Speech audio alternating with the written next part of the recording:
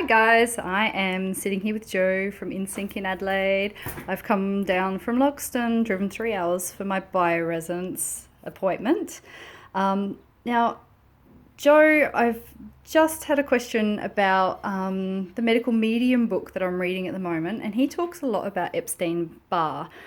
So when I was in year 7, I was crook as a dog, and I actually missed my year 7 graduation. Then by year 8, I was diagnosed with an underactive thyroid. And then when I was about 17, I missed weeks and weeks of work because I had glandular fever. I couldn't swallow, my throat was absolutely red raw, my glands were up, I was just a mess. So the medical medium talks about Epstein-Barr as a virus that never goes away. Is it causing problems with people today? Well, often it does. It depends on how your stress levels are. So if, look, your body copes with so much, and the Epstein-Barr, the little bugs, is part of the herpes virus. It's something that you just can't get rid of. It sits, it hides, and when you become stressed and when you're at your worst, your lowest, it will then go, beauty, that's the best time for me to start mucking around with your system. And as we talked a little earlier, Leonie, that we have weaknesses in the body, and they're genetic weaknesses, and often that's where the Epstein-Barr will go and cause absolute havoc.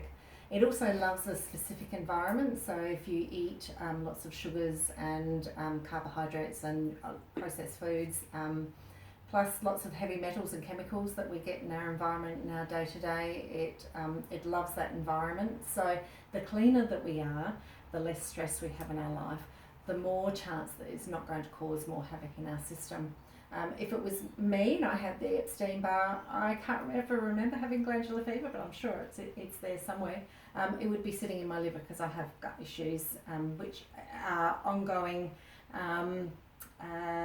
healing process for me through my life. Other people get it in the thyroid. Thyroid hormonal issues is massive in mostly females, I see. Okay. And it's about management and about keeping your health, your day-to-day, your life, stress levels low, and eating really, really good food, drinking lots of good water. But if there's issues that it keeps continuing and it just gets on top of you, I have a great way, as mainstream medicine doesn't, of clearing these strains and dampening them down so that you actually learn to live with it. All right, so how does one get Epstein-Barr? It can be passed on. It can be passed on through parents. It can be passed as kids. As we talk, there's different life cycles to it. So often kids in year 12 get it when they're at their lowest, they're most stressed. And as we talked earlier, is about the kissing. So it's passed through fluids, and it's quite easily done. So yeah. Okay. So this is what Americans call mono, isn't it? And mono is a stage of the life of the herpes, so it goes through a few stages of being at most active, which we call as mono. Yeah.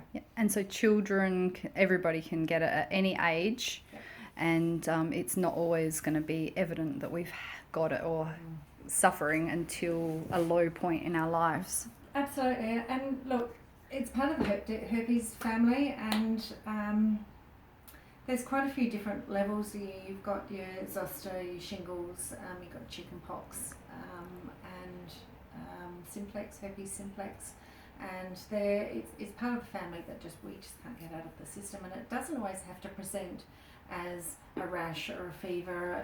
It just sits in organs and causes havoc.